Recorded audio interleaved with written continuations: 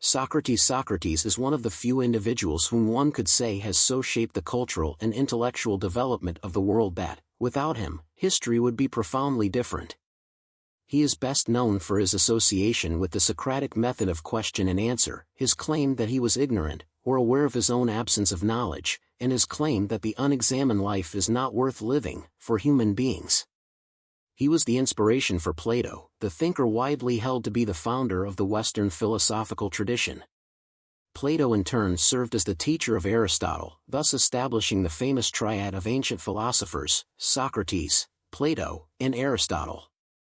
Unlike other philosophers of his time and ours, Socrates never wrote anything down but was committed to living simply and to interrogating the everyday views and popular opinions of those in his home city of Athens.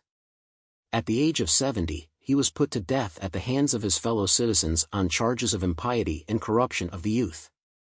His trial, along with the social and political context in which occurred, has warranted as much treatment from historians and classicists as his arguments and methods have from philosophers.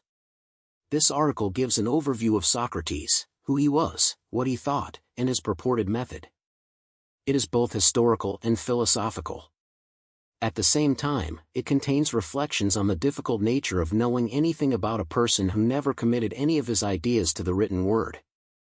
Much of what is known about Socrates comes to us from Plato, although Socrates appears in the works of other ancient writers as well as those who follow Plato in the history of philosophy. This article recognizes that finding the original Socrates may be impossible, but it attempts to achieve a close approximation.